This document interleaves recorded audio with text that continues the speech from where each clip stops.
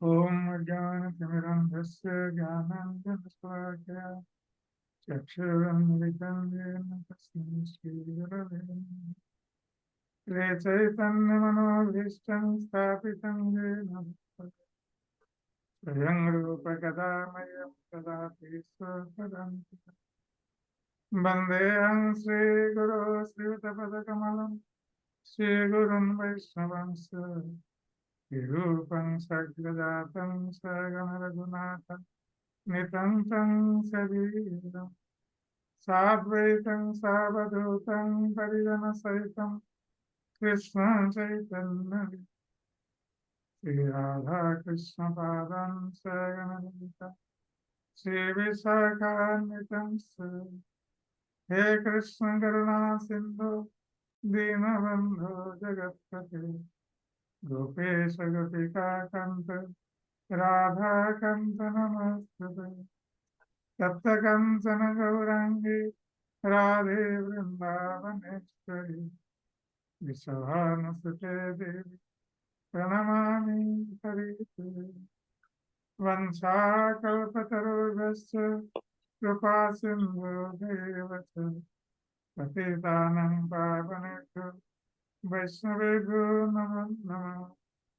नमो महावदन्नाय कृष्ण प्रेम प्रदायते कृष्णाय कृष्ण चैतन्य नमने गौरतिसे नमः। जय श्री कृष्ण चैतन्य प्रभु नित्यानंद श्री अद्वैत गदाधर शिवासादि गौर भक्त वृंद। हरे कृष्ण कृष्ण कृष्ण हरे हरे हरे राम राम राम हरे हरे। हरे कृष्ण कृष्ण कृष्ण हरे हरे हरे राम राम राम हरे हरे। हरे कृष्ण कृष्ण कृष्ण हरे हरे हरे राम राम राम हरे।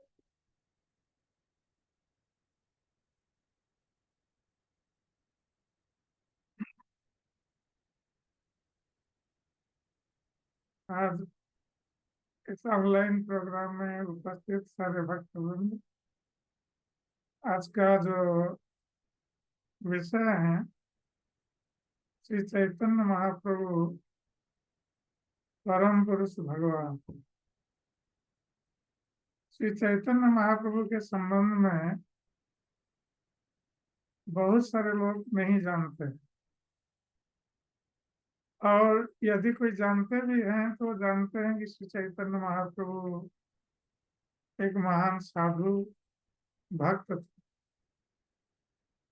और कुछ लोगों को तो चैतन्य महाप्रभु के बारे में बिल्कुल पता ही नहीं है। तो ये स्वाभाविक है कि जब श्री चैतन्य महाप्रभु अवतरित हुए तो उस समय, जबकि वो स्वयं भगवान है, किंतु उन्होंने भक्त का अभिनय किया और भक्त का अभिनय करने का कारण था कि श्री चैतन्य महाप्रभु कलयुग के लोगों को भक्ति सिखाने के लिए आए थे। यद्यपि चैतन्य महाप्रभु के अवतार के बहुत सारे कारण हैं, किंतु बाह्य कारणों में से ये एक कारण है। ऐसे बहुत सारे बाह्य कारण और अंतरंग कारण हैं, उस पर चर्चा करने के लिए ये दूसरी कक्षा लेनी पड़ेगी। तो एक उद्देश्य था, चैतन्य महाप्रभु भक्ति सिखाने के लिए आए थे, इसलिए भक्त का रूप ग्रहण किए थे और भक्त का अभिनय कर रहे थे, जिससे कि कली के लोग भगवान कृष्ण के प्रति जो भक्ति है, शुद्ध भक्ति, उसकी शिक्षा कर सकते। और यही कारण है कि बहुत सारे लोग चैतन्य महाप्रभु को एक महान भक्त के रूप में जानते हैं या महान साधु के रूप में जानते हैं, किंतु श्री चैतन्य महाप्रभु स्वयं भगवान है, इसके संबंध में बहुत कम लोग जानते हैं। आजकल किसी को भगवान कह देना ये बहुत सरल बात है। हम देखते हैं कि कभी कभी कोई व्यक्ति कुछ आध्यात्मिक चेतना प्राप्त होता है और वो अपने को भगवान घोषित करता है, और उसके जो अनुयायी लोग हैं उसको रातों रात भगवान बना देते हैं। और क्योंकि कलयुग के लोग भगवान कौन है और किसको भगवान मानना चाहिए इसके संबंध में उनको कोई ज्ञान नहीं है, तो ये लोग जिस किसी को भी भगवान मान लेते हैं। इसलिए सर्वप्रथम ये आवश्यक है कि हम लोग को ये जानना आवश्यक है कि वस्तुतः भगवान का क्या गुण है जिससे कि जिसको देखकर हम उसको भगवान कह सकते हैं। तो शास्त्रों में भग अर्थात ऐश्वर्य, भगवान जिसके पास वो भग या अर्थात ऐश्वर्य है वही भगवान हो सकते। तो ये ऐश्वर्य क्या है, इस प्रकार ये बताया गया है विष्णु पुराण में। पराशर मुनि बताते हैं कि ऐश्वर्य समग्र वीर्य दशस्य ज्ञान वैराग्य षडंग भग इति ज्ञान। तो पराशर मुनि बताते हैं कि ये जो भग अर्थात ऐश्वर्य है ये 6 ऐश्वर्य के बारे में बता रहे। जिसके पास ये 6 ऐश्वर्य हैं वही भगवान कहा जा सकता। तो ये 6 ऐश्वर्य क्या क्या है? कहते हैं कि ऐश्वर्य समग्र वीर्य,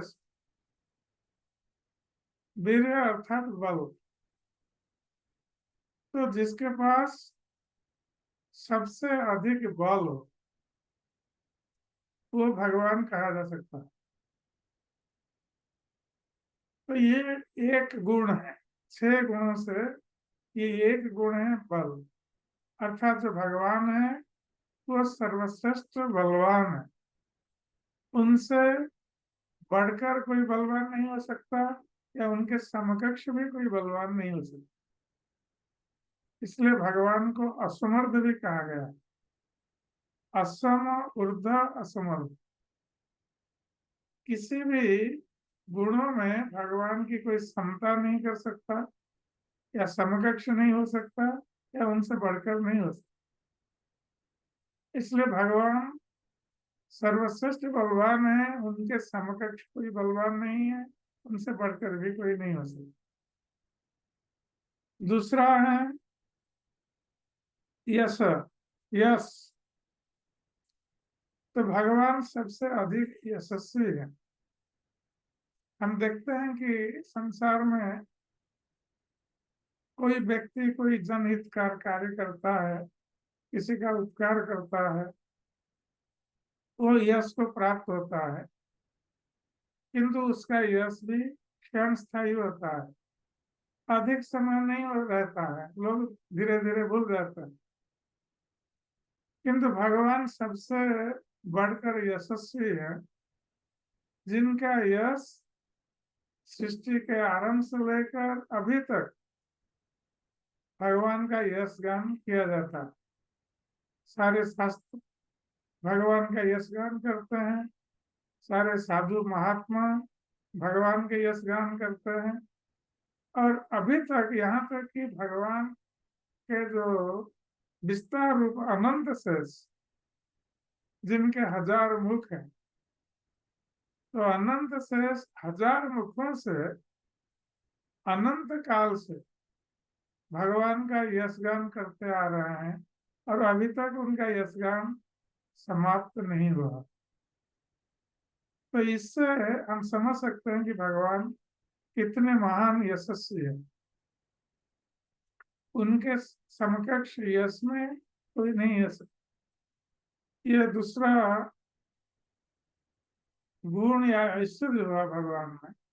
एक तो भगवान सबसे अधिक बलशाली हैं, और संसार में इतने बड़े बड़े बलशाली असुर लोग भगवान को मारने के लिए प्रयास करके भी विफल हुए हैं, और भगवान के द्वारा उनका वध हुआ है। इसलिए भगवान बलवान और यशस्वी है। तीसरा है श्रेय, ऐश्वर्य। संसार में लोग थोड़ा बहुत ऐश्वर्य को प्राप्त होते हैं और उससे गर्व का अनुभव करते हैं। वो सोचते हैं कि हम सबसे बड़े धनी व्यक्ति हैं। धन प्राप्त होते हैं तो अपने को वो बहुत बड़ा मानते हैं, किंतु ये धन भी भगवान ही देते हैं, क्योंकि वो लक्ष्मीपति है। और जो लक्ष्मीपति हैं उनके समान धनवान कोई नहीं हो सकता, और उनसे बढ़कर भी कोई धनवान नहीं हो सकता, क्योंकि सारे धन के उस स्वयं भगवान कृष्ण हैं। इसलिए इस संसार में जितना भी ऐश्वर्य है, ये भगवान की कृपा से ही व्यक्ति को प्राप्त होता है। जब भगवान चाहेंगे इतना धन प्रदान करेंगे कि रखने के लिए हमारे पास जगह नहीं है, और जब भगवान चाहेंगे तो हमारा सर्वस्व अपहरण कर लेंगे। हम एक धनशाली व्यक्ति से तुरंत एक निर्धन व्यक्ति बन सकते हैं। तो ये जो भी धन प्राप्त है, ये भगवान की कृपा से हमें प्राप्त है, किंतु मूर्ख व्यक्ति इसको समझ नहीं सकता। वो सोचता है कि वो परिश्रम करके धन कमाता है, इसलिए वो धनवान है, इसमें भगवान का कुछ करना नहीं। किंतु भगवान ये सब कुछ उनके नियंत्रण में है। इसलिए कोई धन प्राप्त होता है उनकी कृपा से, और कोई धन खो देता है तो उनकी कृपा से। तो भगवान सबसे बढ़कर ऐश्वर्यशाली धनवान है। उनसे उनका समकक्ष या उनसे बढ़कर कोई धनी नहीं हो सकता। उसके बाद चौथा है ज्ञान।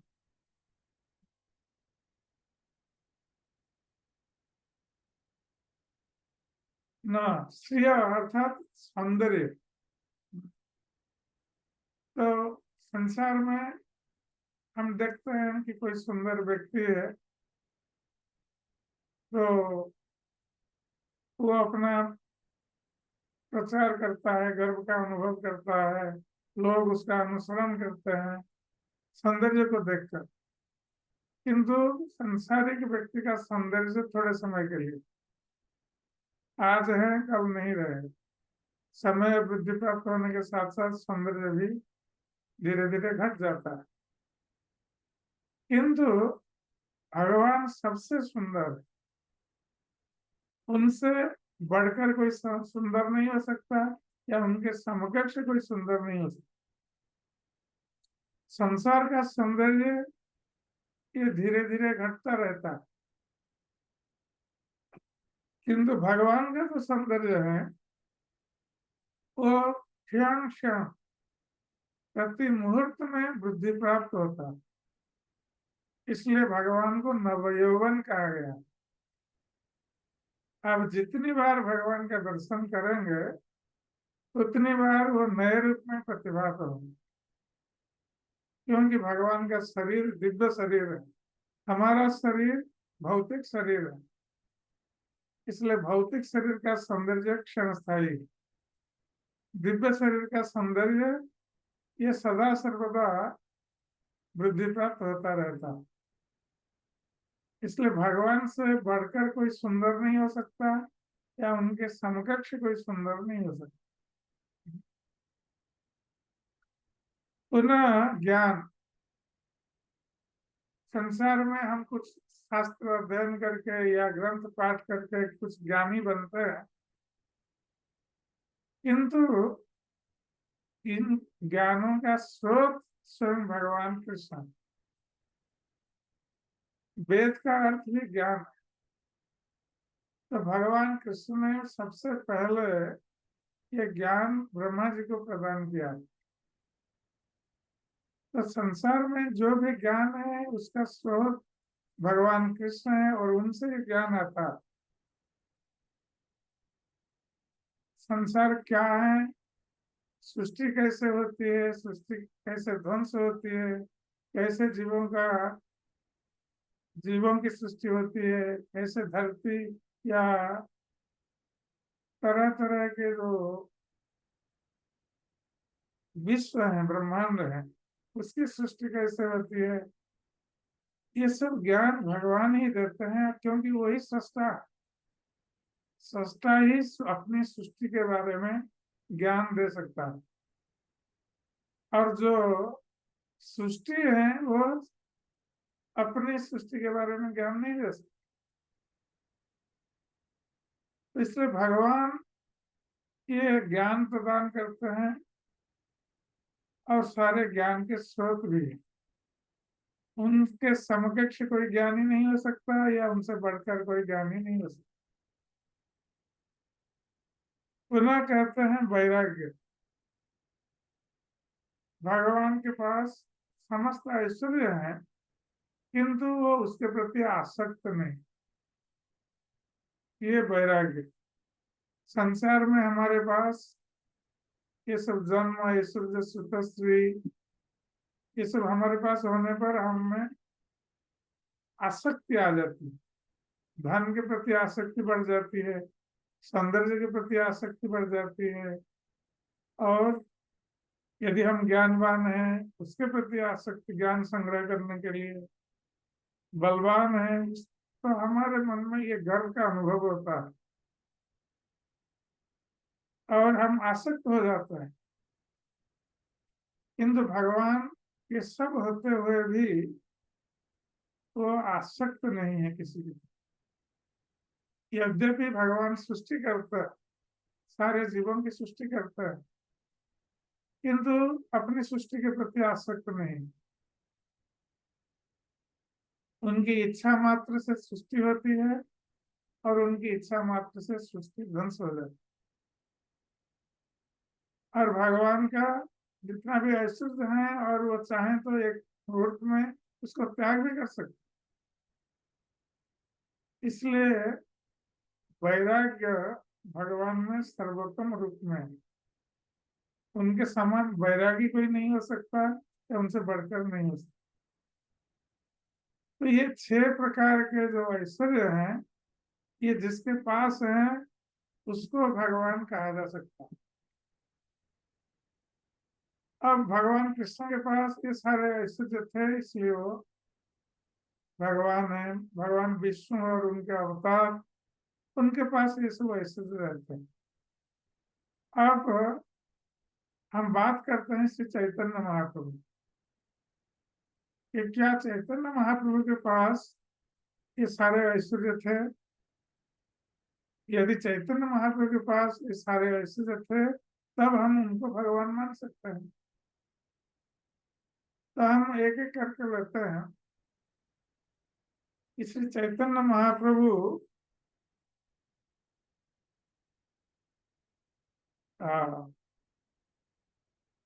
बलवान, एक बल, एक ऐश्वर्य है।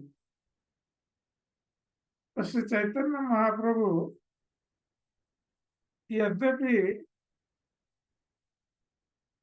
बाह्य रूप से अपने बल का प्रयोग नहीं किया है, किंतु जब जगाई और माधाई,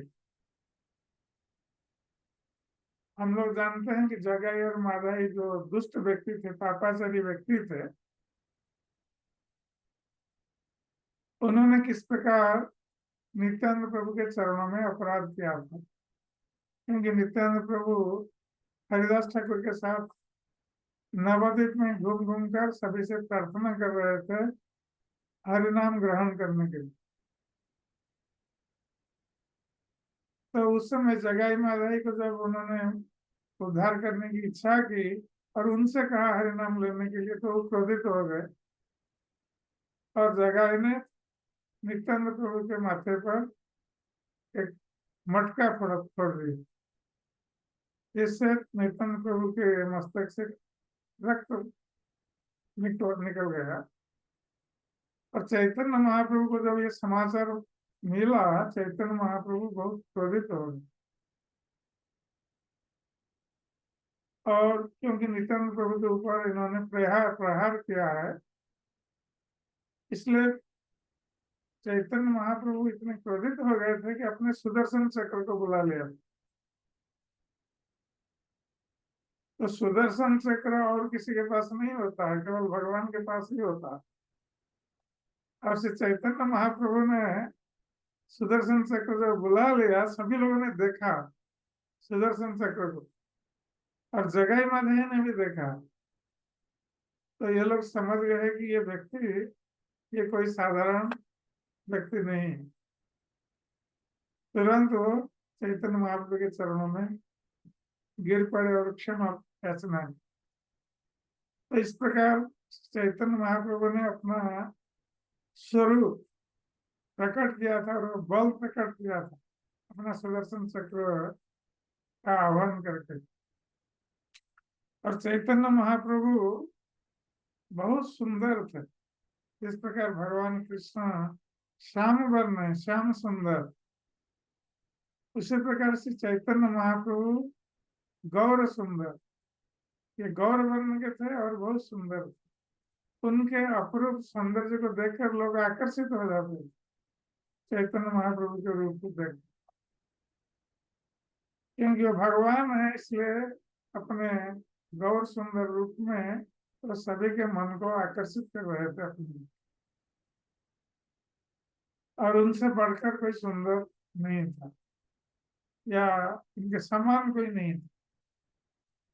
तो ये चैतन्य महाप्रभु के भगवत स्वरूप का प्रमाण है। और तीसरा है यश। श्री चैतन्य महाप्रभु का यश आज भी हम गान करते हैं, क्योंकि जगत का उद्धार करने के लिए भगवान कृष्ण श्री चैतन्य महाप्रभु रूप में अवतरित हुए और जगत का उद्धार करने के लिए उन्होंने प्रेम नाम संकीर्तन का प्रचार किया। भगवत नाम के माध्यम से उन्होंने ये विशेष वरदान प्रदान किया, कृष्ण प्रेम। जबकि हर कलयुग में हरिनाम युग धर्म होता है, किंतु हर कलयुग में ये कृष्ण प्रेम प्रदान नहीं किया जाता। ये श्री चैतन्य महाप्रभु की बहुत बड़ी कृपा है कि उन्होंने कलयुग में, इस कलयुग में नाम के माध्यम से कृष्ण प्रेम प्रदान किया। इसलिए उनका यश चारों ओर परिव्याप्त था। और चैतन्य महाप्रभु ने उस समय भविष्यवाणी की थी कि पृथ्वी पे आश्रित नगर आदि ग्राम सर्वत्र प्रचार है वे मोरो नाम। कि समग्र पृथ्वी में जितने नगर और ग्राम है, सर्वत्र मेरे नाम का प्रचार होगा। और उस समय कोई कल्पना नहीं कर सकता कि 500 वर्ष पहले चैतन्य महाप्रभु ने जो भविष्यवाणी की, तो लोग सोच रहे थे कि पृथ्वी का अर्थ केवल ये भारत है, क्योंकि कोई कल्पना नहीं कर सकता कि सारी पृथ्वी में भगवान के नाम का प्रचार होगा, चैतन्य महाप्रभु के नाम का प्रचार होगा।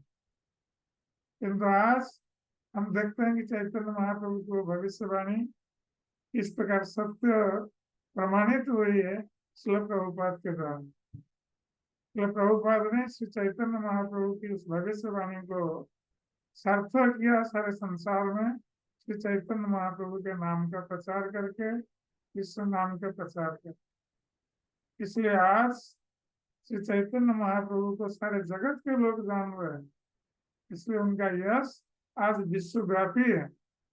उस समय केवल भारत में सीमाबद्ध था, अब ये विश्वव्यापी है। और ये युग युगों तक श्री चैतन्य महाप्रभु का यश इस प्रकार परिव्याप्त होता रहे। इसलिए यश में श्री चैतन्य महाप्रभु भी यशस्वी है। और धन, यद्यपि श्री चैतन्य महाप्रभु जगन्नाथ मिश्र के ब्राह्मण परिवार में उन्होंने जन्म ग्रहण किया था, और ब्राह्मण लोग भी ज्यादातर इतना धनी नहीं होते, किंतु जब से श्री चैतन्य महाप्रभु का आगमन हुआ श्री जगन्नाथ मिश्र के घर में,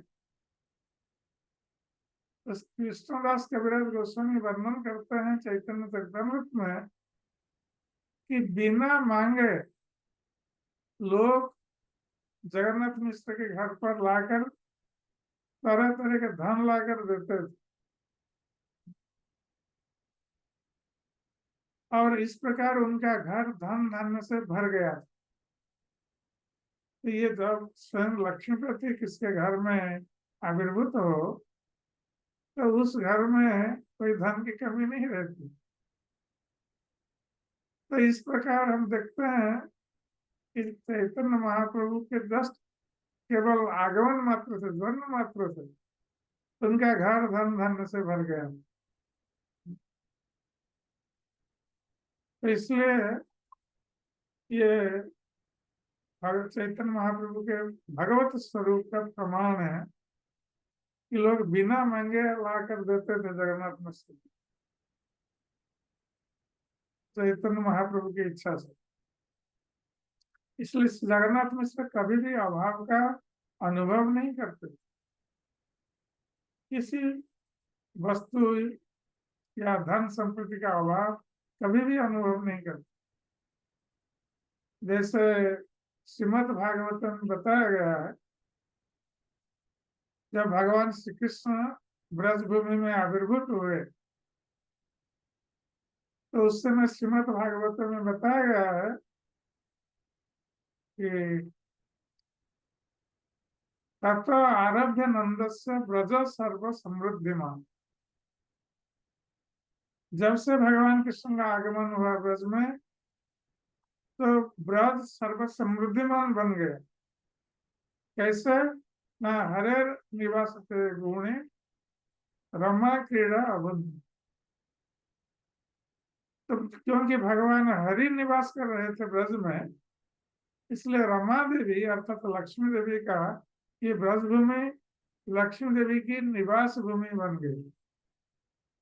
इसलिए जहाँ भगवान निवास करेंगे वहाँ लक्ष्मी देवी अवश्य निवास करेंगे, उस स्थान पर धन की कोई कमी नहीं होगी। तो श्री चैतन्य महाप्रभु के आविर्भाव के साथ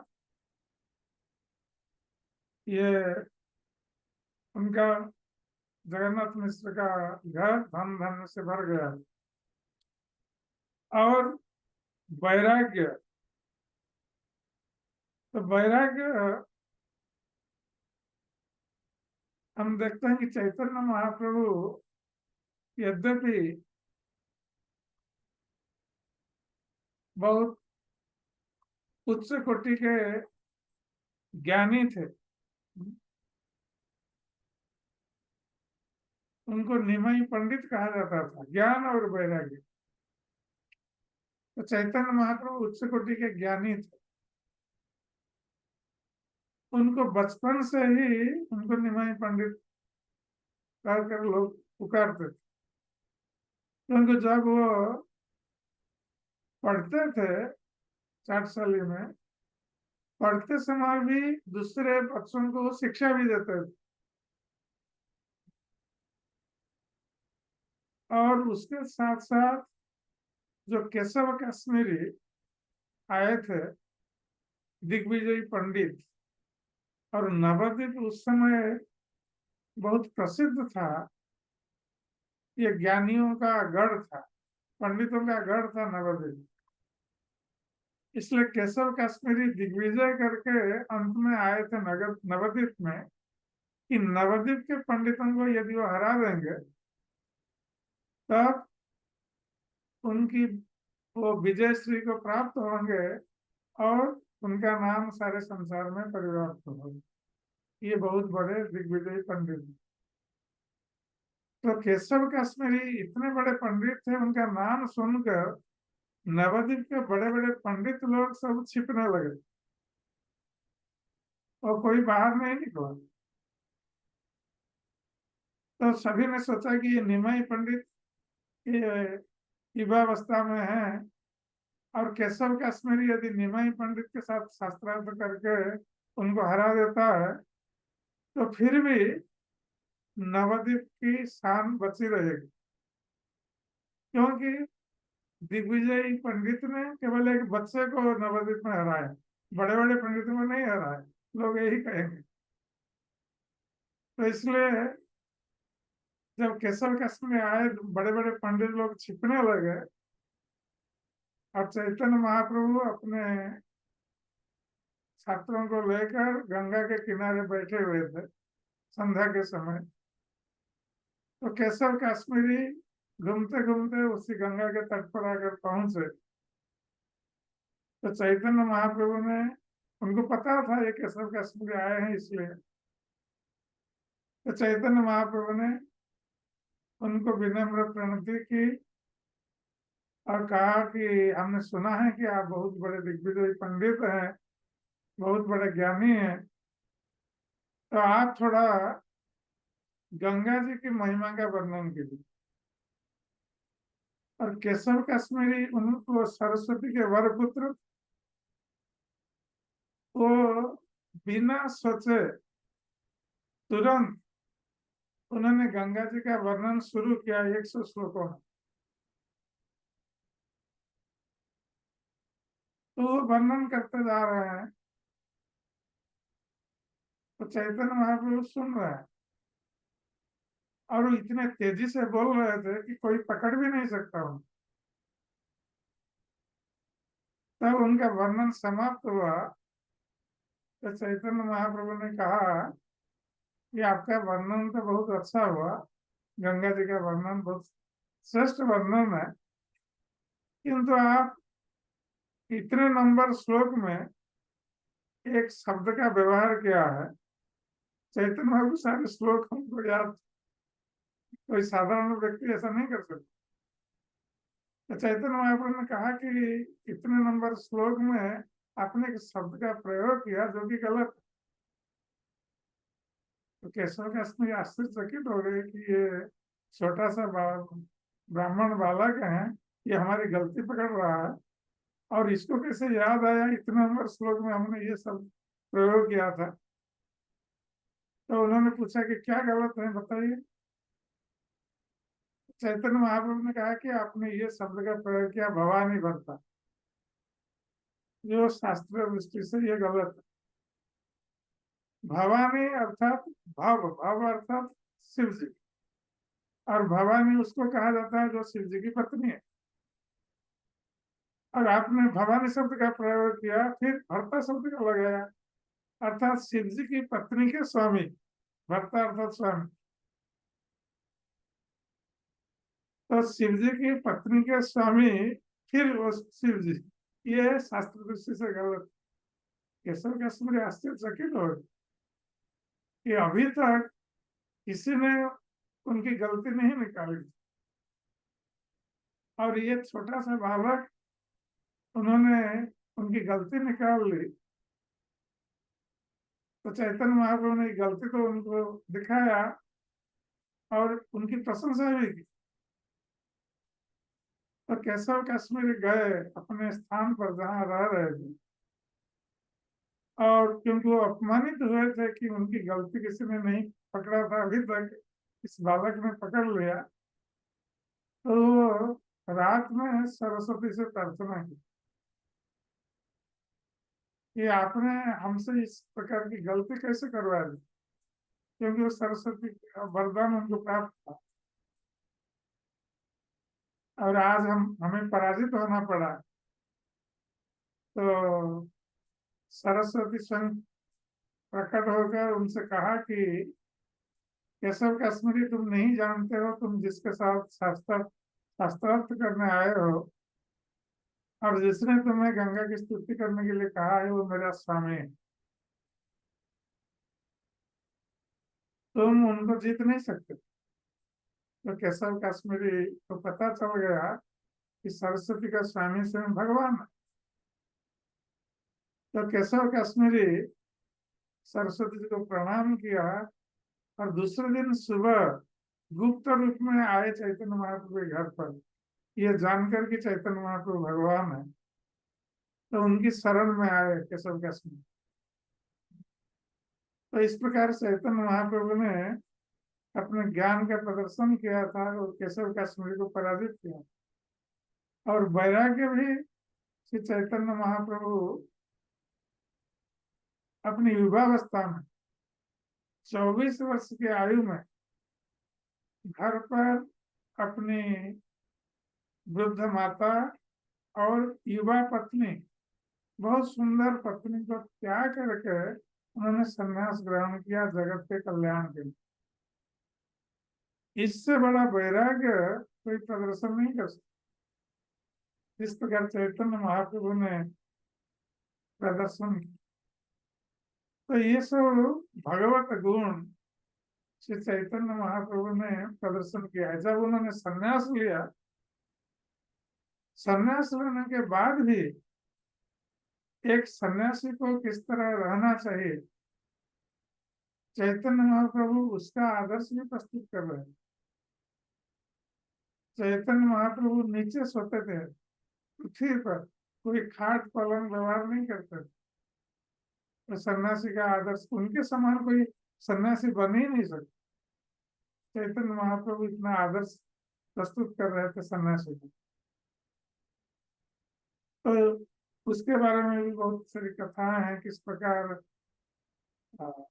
उनके भक्त लोग चाहते थे चैतन्य महाप्रभु को थोड़ा सुख प्रदान करने के लिए। कोई एक भक्त लाए थे उनके लिए तेल, सुभाषित तेल बंगाल से अपने हाथ से बना करके चैतन्य महाप्रभु शरीर में मालिश करेंगे। चैतन्य महाप्रभु ने मना कर दिया कि ये तेल जगन्नाथ जी को अर्पित करो, वहां दीप जला। उसी प्रकार उनके लिए चैतन्य महाप्रभु नीचे सोते थे धरती पर।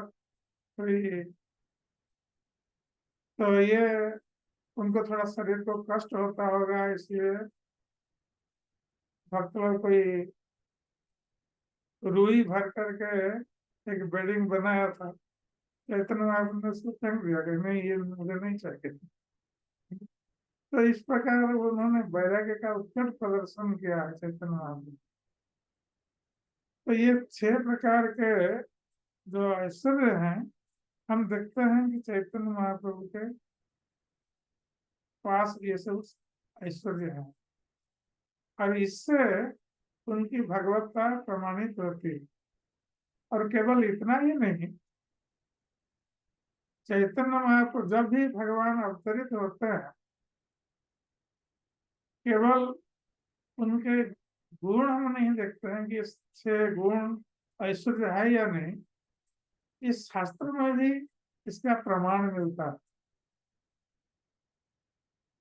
भगवान के अनंत अवतार हैं, तो ये शास्त्र में बताया गया है इस युग में भगवान किस रूप में आते हैं। तो कलयुग के लिए भी जिस प्रकार शास्त्र में बताया गया है कि भगवान किस रूप में आएंगे और उनका कार्य क्या होगा। तो जैसे हम लोग जानते हैं श्रीमद् भागवतम, तो श्रीमद् भागवत में जैसे बताया गया कृष्ण वर्णन किसा कृष्ण संगोपांगास्त्र पार्षदम यज्ञ संकीर्तना प्राय यजंती सुमन। तो कलयुग में लोग, जो बुद्धिमान लोग, वो उनकी पूजा करेंगे। इस प्रकार पूजा करेंगे संकीर्तन यज्ञ के माध्यम से। संकीर्तन के माध्यम से पूजा करेंगे किसका? कृष्ण वर्णन किसा कृष्ण। जो भगवान कृष्ण वर्ण है, श्याम वर्ण है, किंतु कलयुग में वो श्याम वर्ण नहीं होंगे, गौर वर्ण होंगे। और कृष्ण, तो कृष्ण वर्ण का विपरीत गौर, ये गौर वर्ण धारण करें और उनके मुख से सदा कृष्ण कृष्ण वर्ण उच्चारित होगा। इससे चैतन्य महाप्रभु यद्यपि स्वयं कृष्ण है, किंतु भक्ति सिखाने के लिए आए थे, इसलिए उनके मुख से सदा हा कृष्ण उच्चारण करते थे, कृष्ण वर्ण का उच्चारण करते थे। और चैतन्य महाप्रभु जो अवतरित हुए संगोपांगास्त्र पार्षदम, वो अकेले नहीं है, अपने पार्षद वर्गों के साथ अवतरित हुए। और उनका अस्त्र क्या रहा? जैसे दूसरे अवतार में भगवान अस्त्र धारण करते हैं, तो ये कलयुग में यदि भगवान अस्त्र धारण करेंगे तो सभी को मानना पड़ेगा, क्योंकि कलयुग में सभी पापाचारी। तो भगवान ने क्या अस्त्र धारण किया? ये हरिनाम रूप का अस्त्र, पार्षदों के साथ जो संकीर्तन, इसके माध्यम से जो पापाचारी व्यक्ति हैं उनके हृदय को परिवर्तित किया। हरिनाम संकीर्तन से हृदय शुद्ध होता है। चेतो दर्पण मार्जनम भवमहा भावाग्नि निर्वापन। तो ये चेतना शुद्ध होती है। इस प्रकार पापमय चेतना दूर हो जाती है भगवान के नाम संकीर्तन से। तो भगवान ने इस प्रकार कलयुग में अवतरित होकर सांग पंगास्त्र पार्षदम यज्ञ संकीर्तन पाए यजंती सुनम। तो इस संकीर्तन यज्ञ का प्रारंभ किया। तो ये श्रीमद् भागवतम में ये भविष्यवाणी की गई चैतन्य महाप्रभु के अवतार के बारे में। और केवल श्रीमद् भागवत में ही हम और कई उदाहरण देंगे कि चैतन्य महाप्रभु क्यों भगवान। तो ये पहले हम अथर्ववेद से हम प्रमाण देते हैं कि अथर्ववेद में पिता ब्रह्मा को पिप्पलाद मुनि प्रश्न कर रहे हैं। कह रहे हैं कि भगवान कलो पापाच्छन्न प्रजा कथम उच्चरन इति। कह रहे हैं कि हे प्रभु, कलयुग में जो पापाच्छन्न प्रजा ये किस प्रकार मुक्त हो। जो कलयुग में लोग पापाचारी हैं तो उनकी मुक्ति का क्या उपाय? को बा देवता, कलयुग में लोग किस देवता की पूजा करेंगे? और को बा मंत्र, और कलयुग के लोग किस मंत्र से भगवान की पूजा करेंगे? तो ये प्रश्न सुनकर ब्रह्मा जी ने कहा, सहो बाच रहस्य ते वदिष्यामि। तो ब्रह्मा ने कहा कि ये पिप्पलाद, अब मैं इसका रहस्य बता रहा। जाह्नवी तीरे नवद्वीपे गोलोकाक्ष धामनी। तो जाह्नवी तट पर, गंगा के तट पर ब्रह्मा जी कह रहे हैं, नवद्वीप धाम में ब्रह्मा जी कह रहे हैं, गंगा के तट पर नवद्वीप धाम जो गोलोकाक्ष है, जो गोलोक वृंदावन के समान। गोलोक वृंदावन और नवद्वीप धाम में कोई अंतर नहीं। तो ब्रह्मा जी इस बात को कह रहे हैं कि नवद्वीपे गोलोकाक्ष धामनी गोविंद द्विभुज गौरव। तो कह रहे हैं कि नवद्वीप में जो गोलोक धाम है, गंगा नदी के तट पर है, वहां पर गोविंद द्विभुज, जो दो भुज वाले गोविंद कृष्ण को गौर बनकर आएंगे। गौर सर्वात्मा महापुरुष महात्मा महाजोगी त्रिगुणातीत सत्वरूप भक्ति लोके कश्चित। तो वही भगवान कृष्ण, जो दो भुज वाले कृष्ण, ये गौर रूप में अवतरित होकर इस संसार में शुद्ध भक्ति लोक में प्रचार करें, भक्ति का प्रचार करें। तो ये अथर्ववेद में वर्णन है। पुनः कृष्ण जामल तंत्र में भगवान स्वयं कह रहे हैं कि पुण्य क्षेत्र नवद्वीप भविष्यामि सची सुता।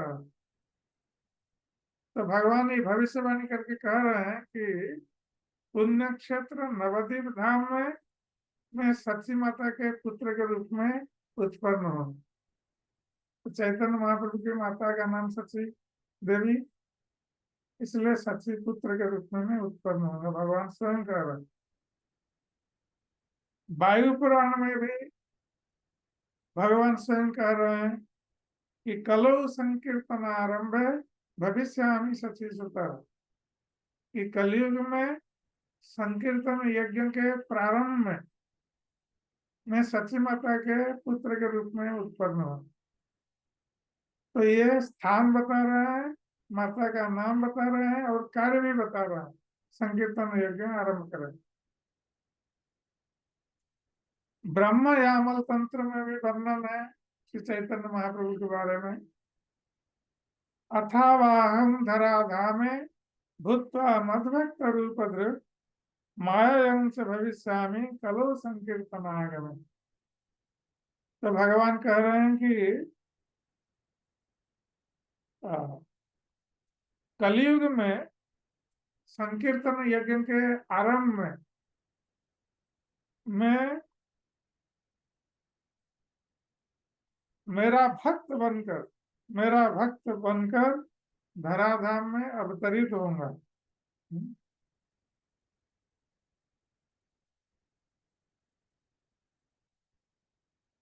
तो इसलिए चैतन्य महाप्रभु भक्त के रूप में आए और भगवान स्वयं कह रहे हैं। और महाभारत में भी वर्णन है, सुवर्ण वर्ण हिमांग वरंग संदनांगदी संन्यास कृत्सम संत निष्ठा शांति परायण।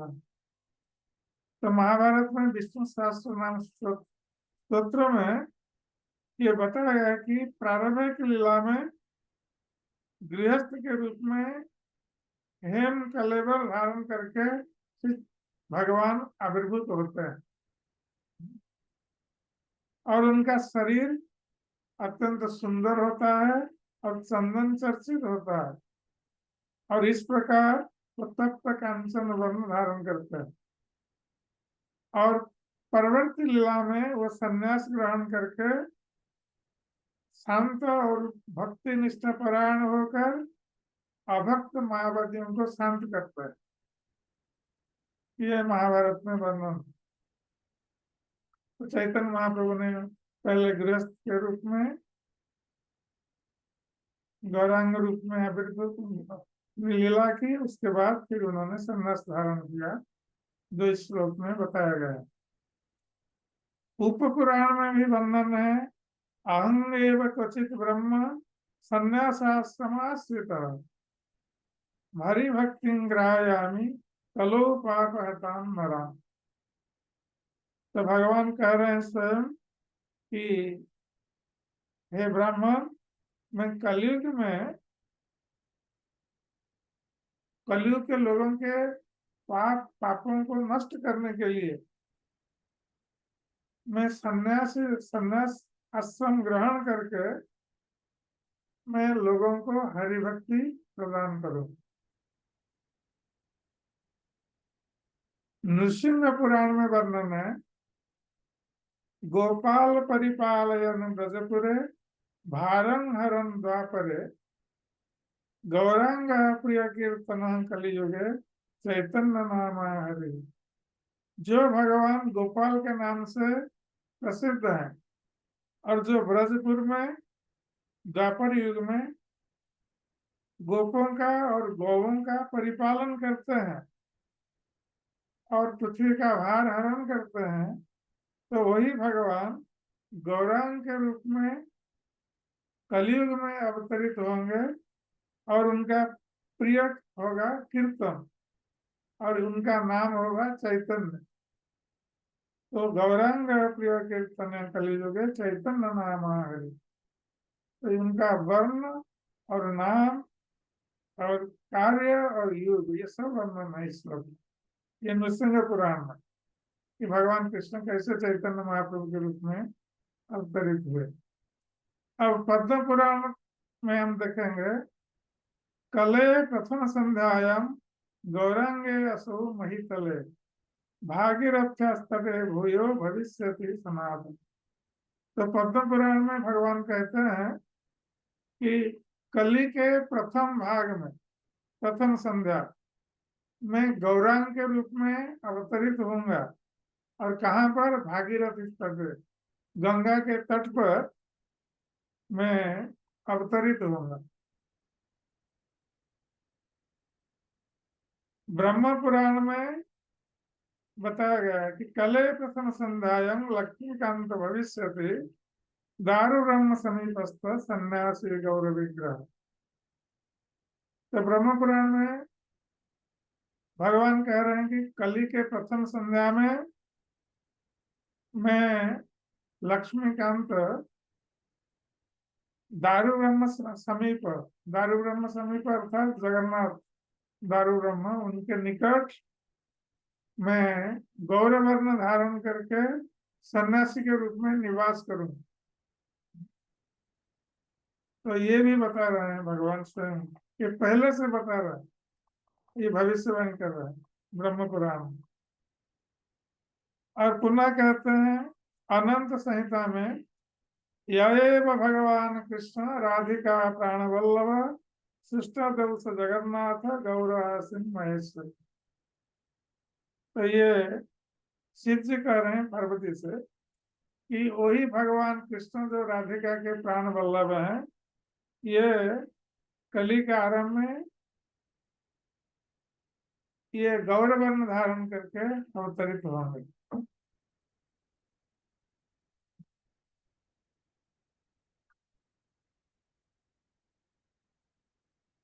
और मार्कंडेय पुराण में वर्णन किया गया है, गोलोकंस परित्यज्य लोकानंद प्राण कारण कलो गौरंग रूपेण लीला लावण्य विग्रह। तो भगवान कह रहे हैं कि मैं गोलोक धाम त्याग करके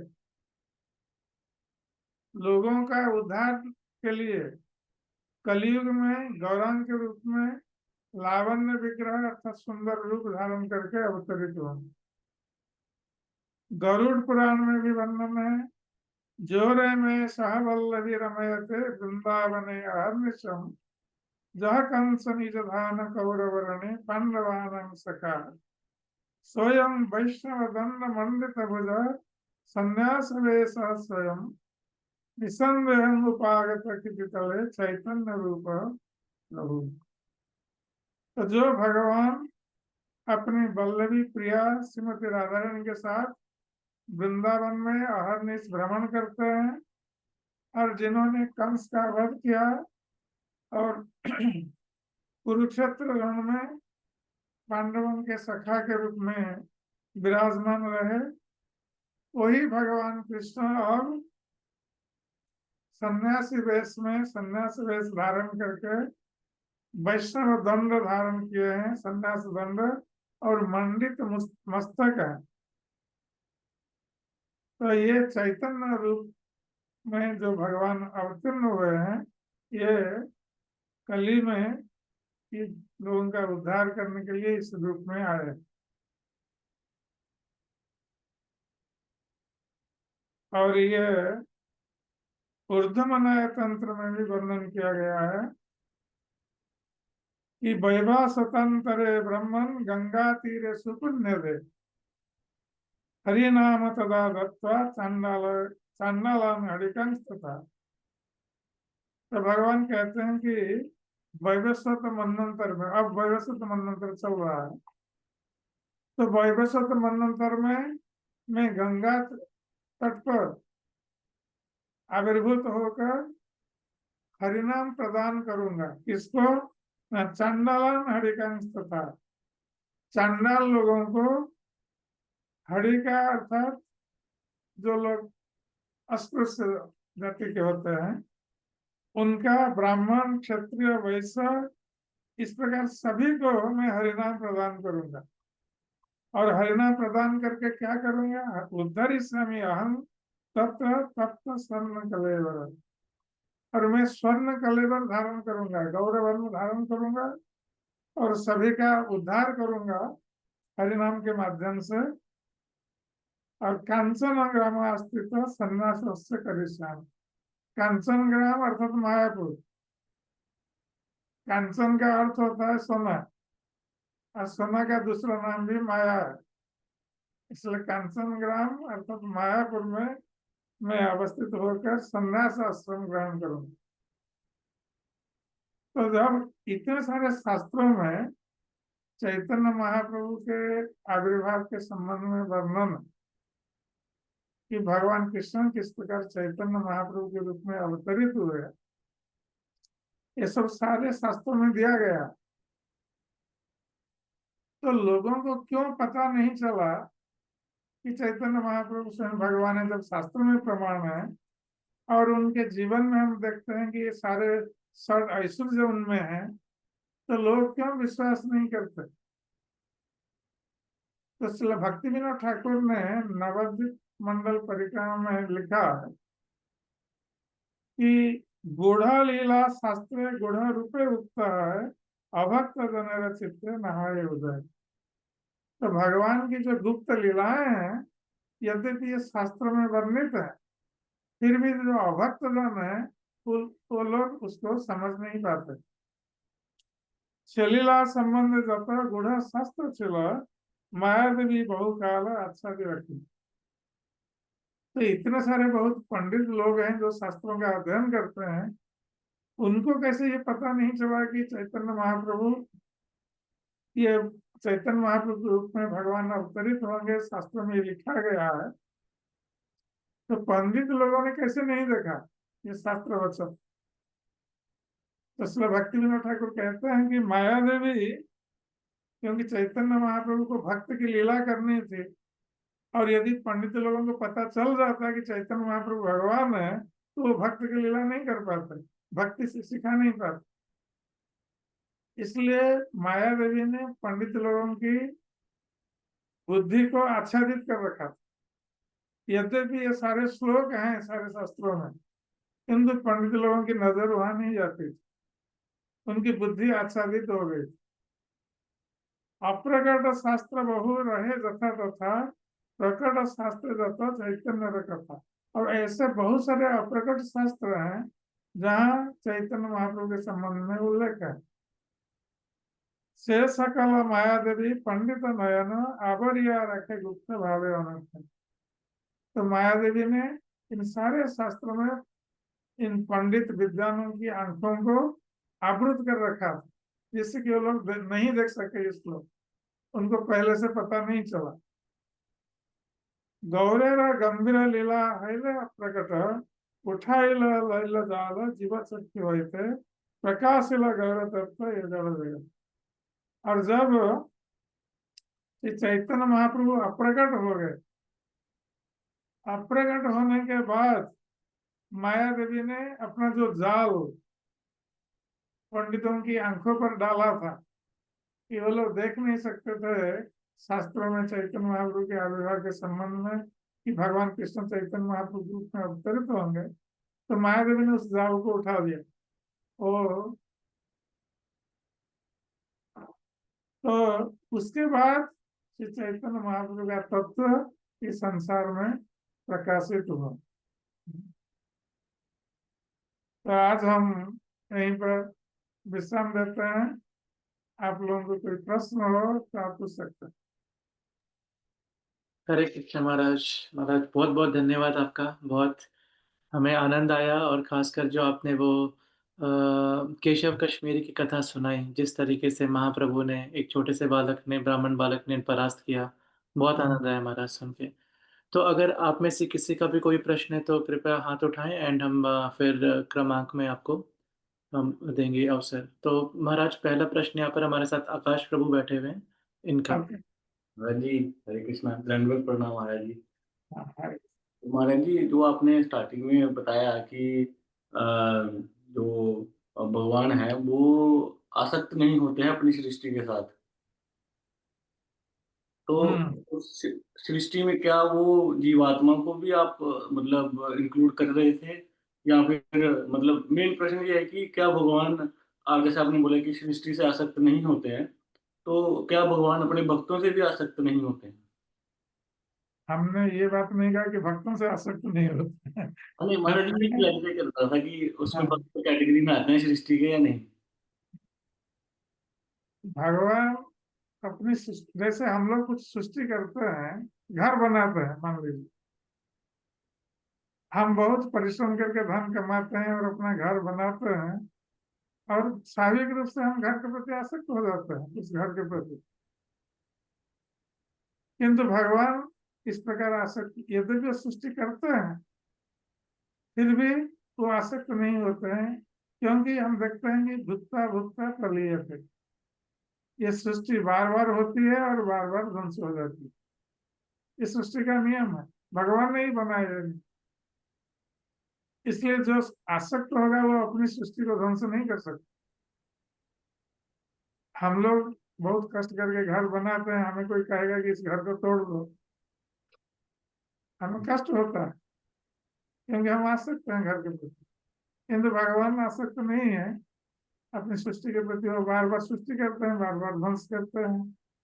वो सृष्टि इसलिए करते हैं हम जैसे बद्ध जीवों को ये एक अवसर देने के लिए कि हम लोग जो भगवान की सेवा करना नहीं चाहते हैं, उनसे अलग भोग करना चाहते हैं, हम लोगों को एक अवसर देते हैं कि चलो तुम लोग भोग करना चाहते हो, मेरी सेवा करना नहीं चाहते, जाओ भौतिक सृष्टि में। और भौतिक सृष्टि को इस प्रकार बनाया है भगवान कि यहाँ कोई भी सुखी नहीं हो सकता। ये दुखालय है, असात सुख है, ये दुख का घर है और अनित्य है। तो हम जब फ्रस्ट्रेटेड होंगे तो फिर हम भगवान को पुकारेंगे, हमें उद्धार करने के लिए उनकी प्रार्थना करेंगे। तो भगवान भक्तों से, भक्त लोग जब पुकारते हैं भगवान को, भक्त उनके अधिक प्रिय होते हैं, इसलिए भक्त के प्रेम से भगवान वशीभूत होते हैं और भक्त के लिए सब कुछ कर सकते हैं। किंतु ये जनरली जो बताया जाता है अपनी सृष्टि के प्रति, तो आसक्त नहीं है। भक्त के प्रति तो भगवान आसक्त होते ही हैं, क्योंकि भक्त उनका प्राण है, क्योंकि भक्तों का भी भगवान प्राण है। इस प्रकार भक्त भगवान को अपने हृदय में धारण करते हैं, भगवान भी अपने भक्तों को अपने हृदय में धारण करते हैं। ये वस्तुतः आसक्त नहीं है, भौतिक आसक्त नहीं है, ये प्रेम का संबंध है। तो और महाराज जी एक और प्रश्न था, हाँ अगर आपके आगे हो तो पूछ लेता हूँ। हाँ, तो महाराज जी जैसे अभी आपने वो जो चैतन्य महाप्रभु जी की वो बताई आपने बाल लीला, जिसमें उन्होंने एक बड़े पंडित को प्राप्त कर दिया, जो वो, तो वो महाराज जी वो शास्त्रार्थ करने गए थे या नॉर्मल लाइक डिस्कशन में अगर वो सीखने गए थे उनसे? क्या?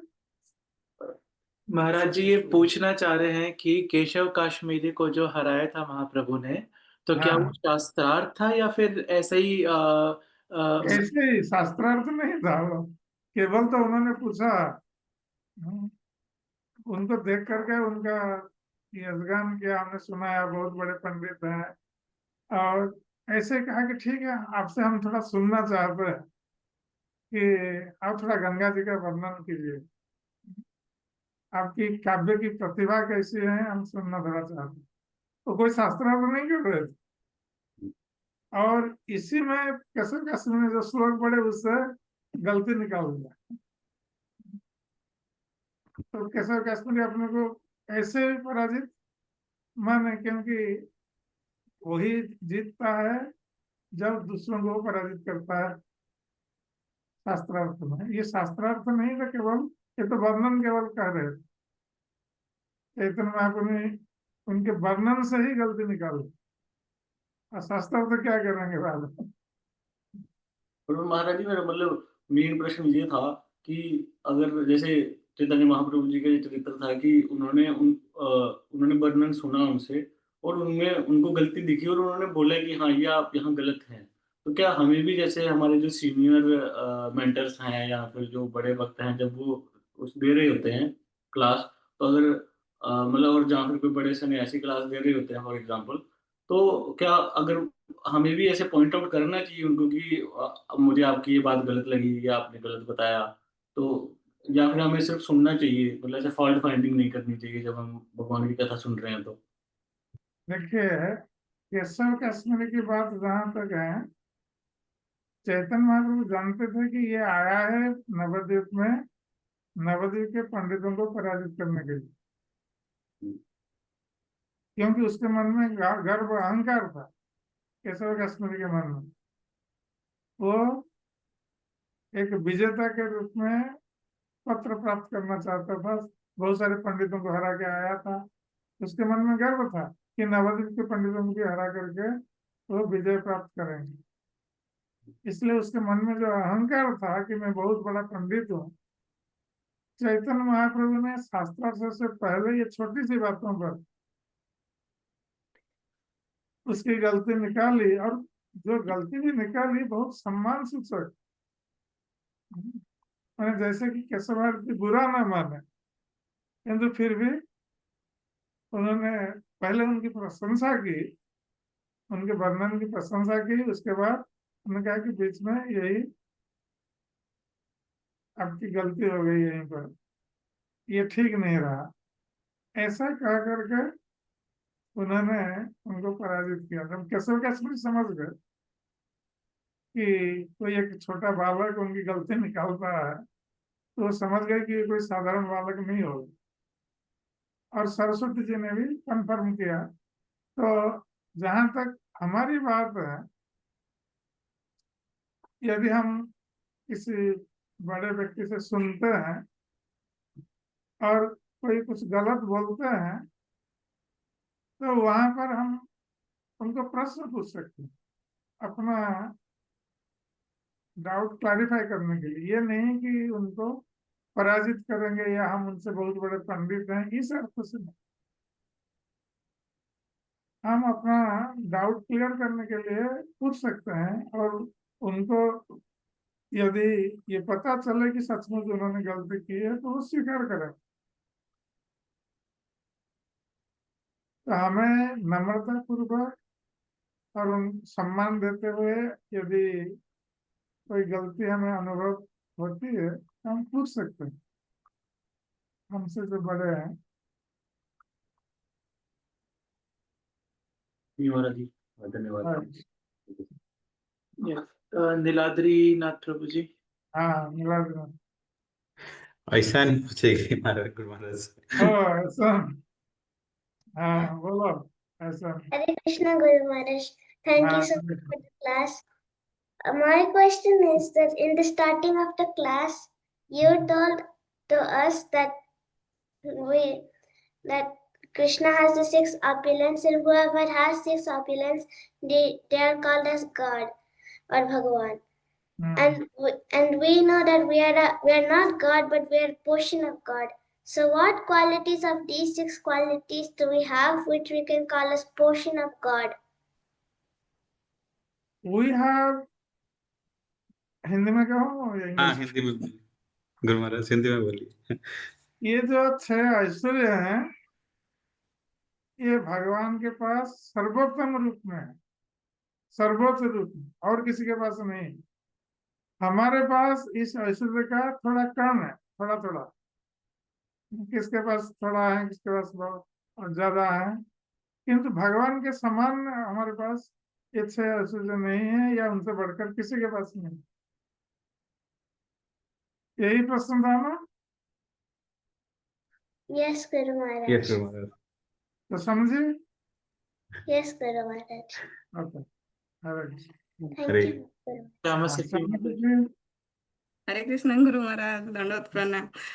गुरु महाराज, मेरा ये प्रश्न है कि एकादशी के दिन हम पूरी अन्न महाप्रसाद खा सकते हैं या नहीं खा सकते?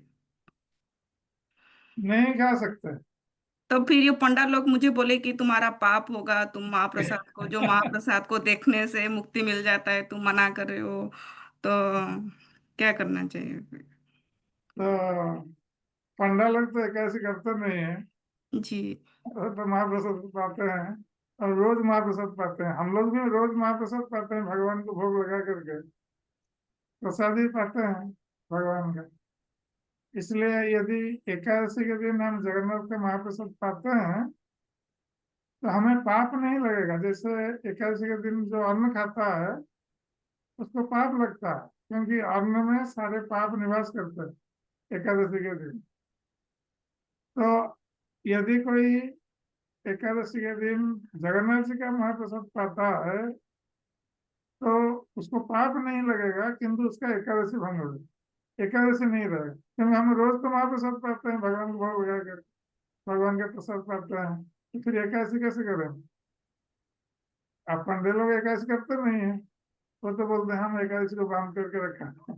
हाँ, वो वही वही मुझे बोली कि देखो एकादशी देवी को जगन्नाथ बांध के रखे थे कि तो एक बार क्या हुआ, जब चैतन्य महाप्रभु थे पुरी में, तो चैतन्य महाप्रभु प्रतिदिन जाते थे जगन्नाथ मंदिर में दर्शन के लिए, और चैतन्य महाप्रभु एकादशी के दिन भी अन्न नहीं खाते थे।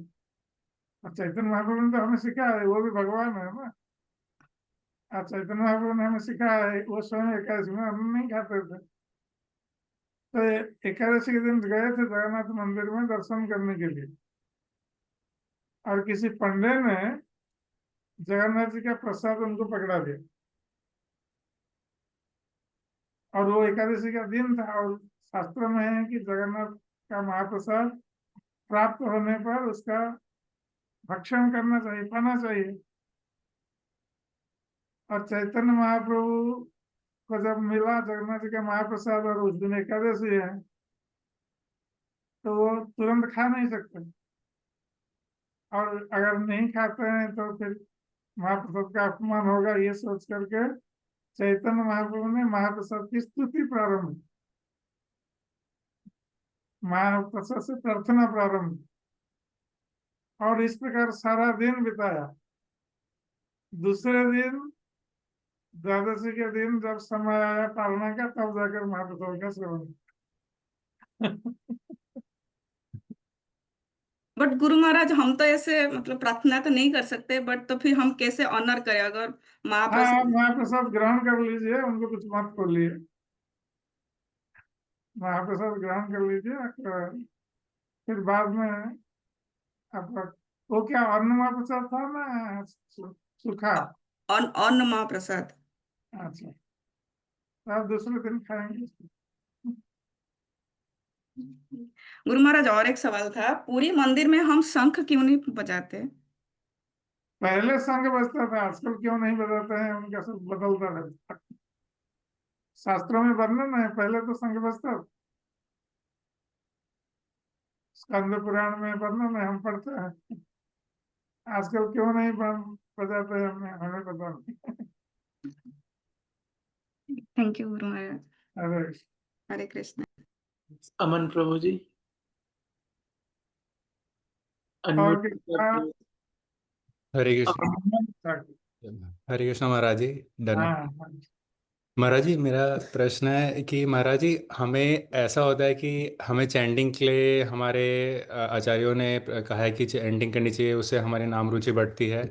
तो महाराज जी, हम मैं अपनी बात कर रहा हूँ कि मैं अभी इस स्टेज मतलब इस स्टेज पे हैं कि हमें एक ड्यूटी है, इसलिए हम चैंटिंग कर रहे हैं कि हमें करनी पड़ रही है। महाराज जी, वो स्टेज कब आती है कि मतलब हमें इतना प्रेम हो जाए कि मतलब हमें गिन के चैंटिंग ना करनी पड़े? कि जैसे एक माँ होती है, अपने बच्चों को जब खाना खिलाती है तो वो गिनती नहीं है कि 4 रोटी खा ली, 10 रोटी खा ली, वो खिलाती रहती है जब तक उसका पेट ना भरे।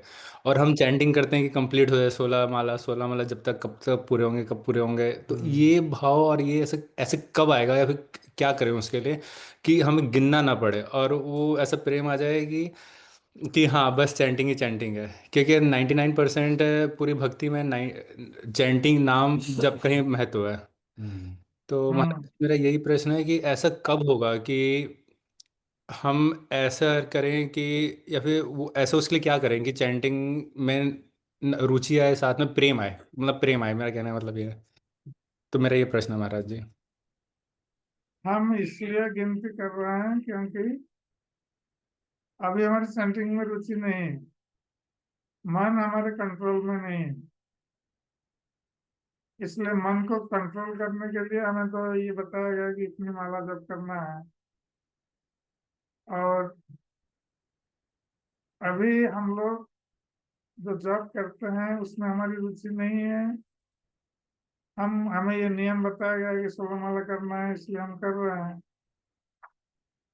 किंतु जब हम अच्छी तरह जप करने लगेंगे, इस 16 माला भी यदि बिना कुछ सोचे, जप के समय हम बहुत सारी बातें सोचते रहते हैं, इधर जप चलता है उधर सोच भी चलती रहती है। इससे नाम पर जो हमें प्रेम होना चाहिए या रुचि आनी चाहिए, ये रुचि नहीं आती, हम बाध्य होकर जप करते हैं क्योंकि हमें 16 माला समाप्त करना।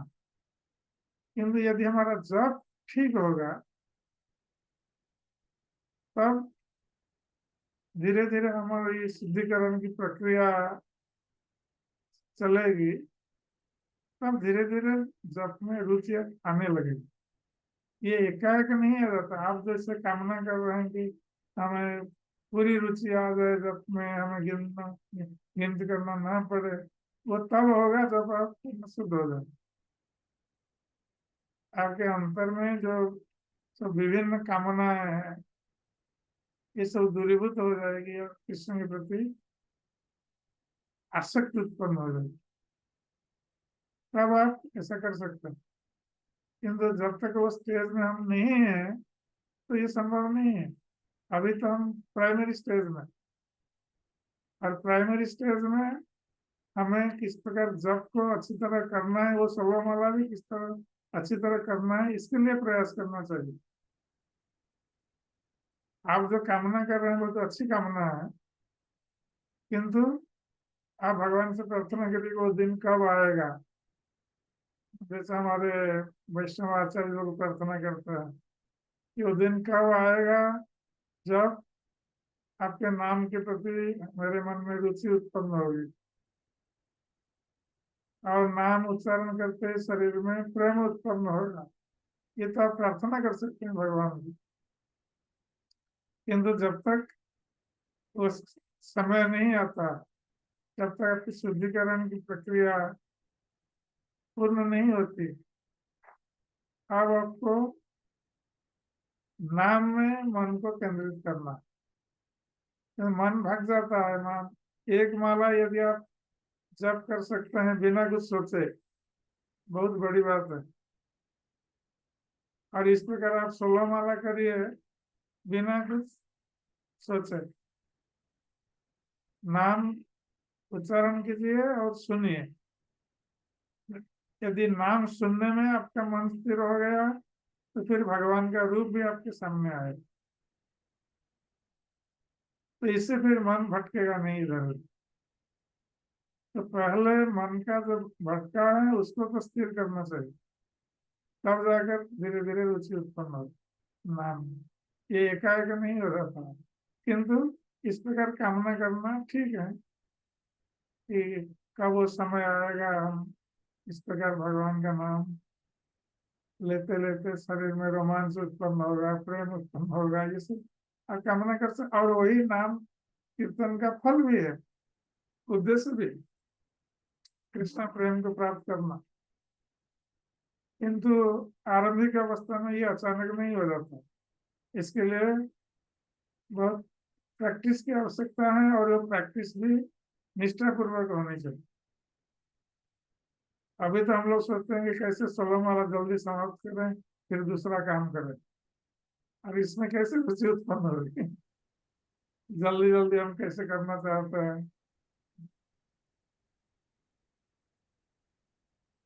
ठीक है महाराज जी, हाँ, इसमें जैसे हमारे वश में क्या है कि अपना शरीर से कि हम एक जगह बैठ जाते हैं कि वो कम से कम इतना कर लेते हैं कि कम से कम शरीर से कुछ और एक्टिविटीज़ ना कर रहे हैं और केवल चैंटिंग कर रहे हैं, ये होता है। बट महाराज जी, जब चैंटिंग करो तो उस टाइम इतने सारे, मतलब सारी दुनिया की चिंता, सर पूरी लाइफ वही तो मैं कह रहा हूँ की वही मैं कह रहा हूँ कि आपके जब के समय संसार की सारी चिंताएं आ जाती है, तो आप कैसे नाम के प्रति रुचि उत्पन्न होगी इसमें। तो पहले तो मन को कंट्रोल करिए, इन चिंताओं से दूर रहें और भगवान का नाम लेना शुरू करें। पहले ये प्रयास, ये पहला प्रयास होना चाहिए कि एक माला जप करते समय में किसी भी चिंता ना करें। यदि एक माला आपका हो गया, आप सोचेंगे फिर हम दूसरी माला कैसे बिना सोचे करो, तीसरी माला, इस प्रकार जब 16 माला बिना कुछ सोचे, बिना किसी चिंता के आप कर सकते हैं, तो आप धीरे धीरे आपकी रुचि उत्पन्न हो जाएगी नाम। महाराज, शरीर को तो आप कंट्रोल कर लेते हैं, पर हम कंट्रोल कर लेते हैं, पर मन को कैसे कंट्रोल करें, या कोई टिप्स इसके? यही तो समस्या है मन को कंट्रोल करना तो समस्या है और मन को कंट्रोल करने के लिए ये उपाय दिया गया, ये प्रैक्टिस से होगा। ये प्रैक्टिस से मन को कंट्रोल करें। आपको 16 माला क्यों कहा गया है? इसलिए कहा गया है कि मन को कंट्रोल करने के लिए। नहीं तो मन कहेगा चलो हो गया, आज कल करेंगे। हाँ जी तो महाराज। कम से कम ये नियम बना करके बांध दिया गया है मन कि रोज तुम्हें 16 माला जप करना है। चाहे कोई भी चिंता आए ना आए, धीरे धीरे वो चिंता समाप्त होगी यदि हम निष्ठापूर्वक प्रयास करें उन चिंताओं से मुक्त होकर भगवान का नाम लेने का। इसलिए हमें प्रार्थना करनी है नाम प्रभु के चरणों, भगवान के चरणों में, चैतन्य महाप्रभु नित्यानंद प्रभु के चरणों में हमें प्रार्थना करनी है। तो जप करने से पहले ही सब कृपा की आवश्यकता है। गुरु कृष्ण चैतन्य महाप्रभु सभी की कृपा भिक्षा करे तब हम नाम जप में बैठे। तो ये प्रैक्टिस के लिए कहा गया है। और प्रैक्टिस में आप कब सिद्धि को प्राप्त होंगे आपके ऊपर निर्भर है, आपका प्रैक्टिस कैसा चल रहा है। आप कब जब नाम जप कर रहे हैं, सुबह करते हैं ना शाम को ना रात को? महाराज जी सुबह करते हैं, मतलब हाँ, कोशिश करते हैं। सबसे अच्छा है कि सुबह सुबह जल्दी सोना और जल्दी उठना। और ब्राह्मण मुहूर्त में यदि हम माला जप करेंगे उस समय मन शांत रहता है, इधर उधर की चिंता नहीं आती है। उस समय परिवेश शांत रहता है, वातावरण शांत रहता है, तो उस समय जप बहुत अच्छा होता है ब्राह्मण मुहूर्त में। और ब्राह्मण मुहूर्त में जिसका 16 माला हो गया तो वो अति शीघ्र आगे बढ़ेगा भक्ति मार्ग में, मन उसका शांत हो जाएगा। क्योंकि ज्यादातर हम 16 माला कंप्लीट करने के लिए क्या करते हैं, ब्राह्मण मुहूर्त में तो सोते रहते हैं और सुबह थोड़ा बहुत जप कर लेते हैं, फिर कोई दोपहर को करता है, कोई काम से आने के बाद रात में करता है। वो सब जप नहीं, उसमें मन भटकेगा जरूर। सारे दिन की चिंता सब बनी रहेगी और जप करते समय सब सारी चिंता आएगी। नहीं तो नींद आएगी, चिंता नहीं आएगी तो नींद आएगी। इसलिए सुबह सुबह जल्दी सोना और जल्दी उठना ब्राह्मण मुहूर्त में। जब यदि 16 माला हो गया बहुत अच्छा है। समझिए महाराज जी। हाँ, और कोई है? दर्शन वासुदेव प्रभु। हाँ, सुदर्शन वासुदेव की। हरे हरे कृष्णा महाराज जी, हरे दंडवत प्रणाम। बहुत बहुत धन्यवाद, आपने हमारे लिए समय निकाला। महाराज जी, जैसे हम सुनते हैं कि श्री चैतन्य महाप्रभु की भविष्यवाणी थी कि एक दिन नगर नगर ग्राम ग्राम में महामंत्र का प्रचार होगा। और हम देख भी रहे हैं कि दुनिया के लगभग हर कोने में भगवान के नाम का प्रचार हो रहा है, सुनने को मिलता है। लेकिन अभी भी हमारी जो कम्युनिटी है, हमारा जो समुदाय है, ब्रह्म गौड़ीय संप्रदाय, वो बाकी जो जनसंख्या है उसके मुकाबले बहुत कम है, बहुत छोटा है। तो हमें कौन कौन से कदम उठाने चाहिए, कौन कौन से स्टेप लेने चाहिए जिससे हमारा जो छोटा सा संप्रदाय है ये, इसमें एकता बनी रहे? एक तो हमारे संप्रदाय को बढ़ाने के लिए हमारे प्रचार की आवश्यकता है, बहुत प्रचार की आवश्यकता है। बहुत सारे लोगों के पास पहुंचना है, उनको भक्ति मार्ग में लाना है। और उसके साथ साथ हमारा जो समुदाय है आपस में हम लोग मिलजुल करके रहें और प्रेम भाव रखें आपस में, ये बहुत आवश्यक है भक्तों में। क्योंकि दूसरे भक्त लोग हमारे प्रति आकर्षित तभी होते हैं जब देखते हैं कि ये भक्त लोग आपस में प्रेम भाव रखते हैं, एक दूसरे की सहायता करते हैं और उनका उद्देश्य एक है। यदि भी हम भिन्न भिन्न हैं किंतु हमारा उद्देश्य एक होना चाहिए। ऐसे हम प्रभुपाद जी को प्रसन्न करें, कृष्ण को प्रसन्न करें और हमारे स्वार्थ का त्याग करना चाहिए।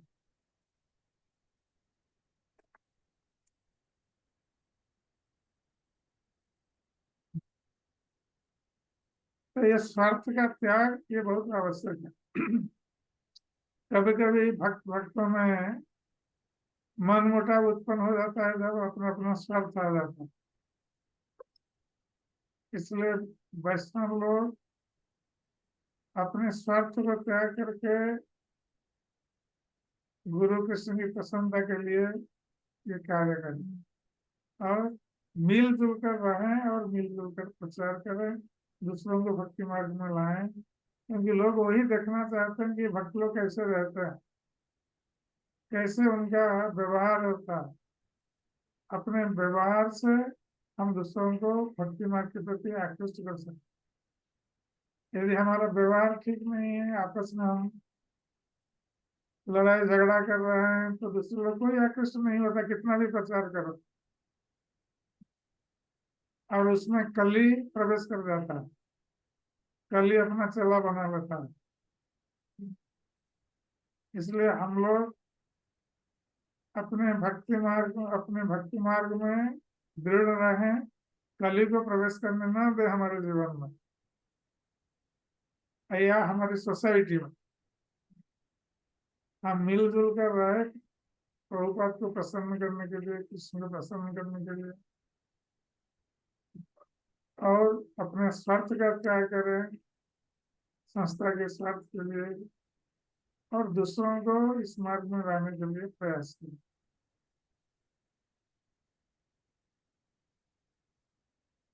जी महाराज, बहुत बहुत धन्यवाद। हरे कृष्ण। हरे कृष्ण। हरे हाँ, कृष्ण महाराज जी, धन्यवाद नाम महाराज सुगति अच्युत दास।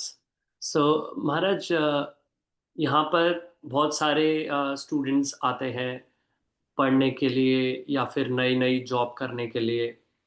बेसिकली जो पढ़ने के लिए आते हैं बाहर, तो पढ़ाई के साथ साथ वो लोग पार्ट टाइम में जॉब करते हैं। तो पार्ट टाइम में कभी कभी उनको ऐसी जगह जॉब करना पड़ता है, कहीं और नहीं मिल रहा होता है।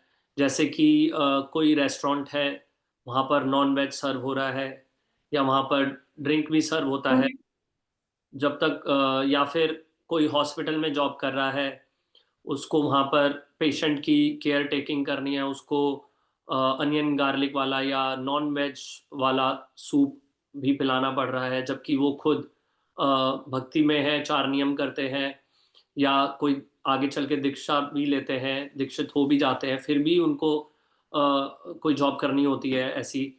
तो महाराज उनके लिए उनको क्या बोला जा सकता है? या तो ऑब्वियसली एक चीज़ तो है कि वो वैसा जॉब ना करें, पर अगर उन्हें ना ही मिले और उनकी मजबूरी वश उनको फाइनेंशियली अपने आप को सपोर्ट करने के लिए ऐसी जगह जॉब करनी पड़ रही है, तो वो भक्त लोग कईयों ने अप्रोच किया है कि हम क्या करें उस केस में। तो जवाब अच्छे से उनको संतुष्ट नहीं कर पाते हैं, या हम भी उस सिचुएशन में नहीं होते, तो क्या बोल सकते हैं, क्या बता सकते हैं महाराज उनको उस सिचुएशन में? अगर इस प्रकार का सिचुएशन है तो हमें कृष्ण के ऊपर निर्भरशील होना आवश्यक है, क्योंकि भगवान कृष्ण, यदि हम उनके ऊपर निर्भरशील होंगे तो भगवान कुछ व्यवस्था करेंगे अपने भक्तों के लिए। सारे संसार के लिए व्यवस्था करते हैं भगवान, क्या अपने भक्तों के लिए नहीं कर सकते? इसलिए हमारा शरणागत भाव रहना चाहिए कि हम कृष्ण की भक्ति करना चाहते हैं और उनकी सेवा के लिए हम कुछ अपने जीवन निर्वाह के लिए कुछ करना चाहते हैं, तो भगवान कृष्ण के ऊपर निर्भरशील रहे हैं, जिससे कि कृष्ण ऐसी कुछ व्यवस्था करेंगे। और कैसे करेंगे हमें पता नहीं है, किंतु भगवान कृष्ण के ऊपर निर्भरशील होने पर वो कुछ करेंगे कि जिस सेवा में हमें इस प्रकार हमारे नियम भंग करने वाली बात ना हो। ऐसा हम कर सकते हैं महाराज तो फिर जैसे वो लोग फॉर द टाइम बीइंग अगर कर रहे होते हैं, अगर कर रहे हैं तो कर रहे हैं, क्योंकि उनको कृष्ण से प्रार्थना करनी चाहिए कि हमें कुछ ऐसी सेवा मिल जाए जिससे कि मुझे ये सेवा न करना पड़े। ठीक है। और भगवान कृष्ण व्यवस्था करेंगे तो उस सेवा को छोड़ देंगे, फिर दूसरे में जाएंगे। Thank you so much sir. महाराज क्योंकि आखिरी वो अभी प्रश्न। प्रैक्टिस कर रहे हैं। जी जी अगर दीक्षा लिए हैं तो उनको तो नहीं करना चाहिए कभी भी। अगर जो दीक्षा नहीं लिए है उनके लिए मैं बता रहा हूँ। और ऐसा कोई भक्त हो जो कि दीक्षा लिए लिए हुए भी उसे समय हो गया हो, फिर भी वो उसी जॉब में कंटिन्यू कर रहा हो, तो उसे क्या बता सकते हैं हम? हाँ, उसको नहीं करना चाहिए। जो दीक्षा ले चुका है उसको नहीं करना चाहिए। वो तो पहले से कृष्ण से प्रार्थना करके कृष्ण कुछ उसके लिए व्यवस्था करते हैं, किंतु उसने कृष्ण से प्रार्थना नहीं की होगी और काम चला रहा है। कोई चाहेगा कृष्ण से प्रार्थना करेंगे तो कृष्ण कुछ व्यवस्था करेंगे। थैंक यू सो मच महाराज।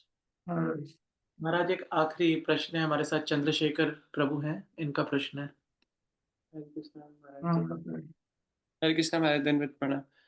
महाराज, जैसे अभी आप बता रहे थे कि हमें प्रार्थना करनी चाहिए कृष्णा से, तो जैसे अभी मेरी कुछ महीने पहले ही दीक्षा हुई है, तो और अभी मैं प्रयास कर रहा हूँ कि प्रचार कर सकूँ। मैं एक दूसरी सिटी में रह रहा हूँ, तो शुरू ही करने का, आरंभ करने का ही मतलब वो है, आरंभ की स्टेजेस में है। बहुत नए नए लोग हैं, और तो मतलब मुझे ये पूछना था कि मैं कैसे कृष्णा से प्रार्थना कर सकता हूँ कि ये मैं जो सेवा करने का प्रयास कर रहा हूँ तो वो कैसे सफल हो सके।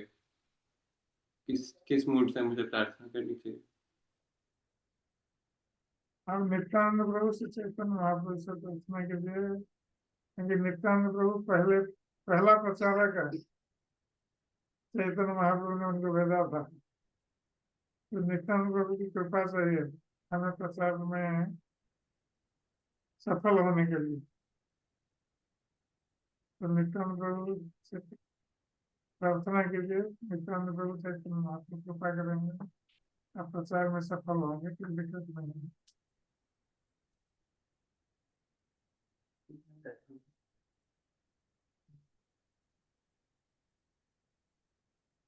ठीक है। महाराज बहुत बहुत धन्यवाद आपका, आपने समय निकाला हमारे लिए। और आज ऐशानी का जन्मदिन भी है महाराज, तो अगर उसका आशीर्वाद दे सके आप। जन्मदिन का आशीर्वाद है ऐसा के लिए। हरि बोल। हरे कृष्णा। धन्यवाद महाराज। महाराज हम आपसे संपर्क में रहेंगे, अगर आप फिर से हमारे लिए समय निकाल सकें, और ठीक है, ठीक है। करना चाहेंगे आपको महाराज। इस महाराज, आप को हम आयरलैंड भी बुलाना चाहेंगे। आपका शेड्यूल जैसे भी अलाउ करे, अगर नीलाद्री नाथ प्रभु जी आपके कांटेक्ट में। मैंने गुरु महाराज को बहुत बार निवेदन किया है, लेकिन गुरु महाराज ने बोले कि स्वास्थ्य थोड़ा ठीक नहीं रहता है, तो मैं फिर भी प्रयास में हूँ। मैं राधानाथ प्रभु जी जो पर्सनल सेवक है गुरु महाराज के, मैंने उनको भी बहुत बार अनुरोध किया हूँ कि आप गुरु महाराज को मना लीजिए। बट गुरु महाराज कब कृपा करेंगे वो तो। जी महाराज, अगर आप यूके, आयरलैंड, इधर हम लोग प्लान कर सकते हैं।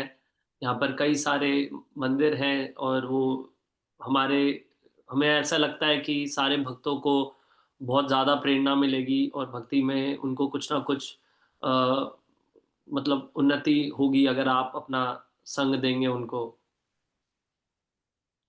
हाँ, हमें संग देने में तो कोई द्विधा नहीं है, किंतु शारीरिक अस्वस्थता के कारण हम थोड़ा सोच रहे हैं इसके बारे में। नीलाद्री नाथ प्रभु जी जैसा होगा, टच में रहेंगे तो। और ये प्रार्थना है हमारे सारे भक्तों की तरफ से। हरे कृष्ण। आप लोगों को बहुत बहुत धन्यवाद। हरे कृष्ण। हरे हरे कृष्ण। कृष्ण महाराज। हरे हरे कृष्ण महाराज, दंडवत प्रणाम। हरे कृष्ण गुरु महाराज। हरे कृष्ण महाराज, दंडवत प्रणाम महाराज। हरे हरे कृष्ण कृष्ण गुरु महाराज, महाराज। धन्यवाद। कृष्ण महाराज, दंडवत प्रणाम। परम हरे कृष्ण महाराज। नारायण स्वामी महाराज की जय। गुरु श्रील प्रभुपाद की जय।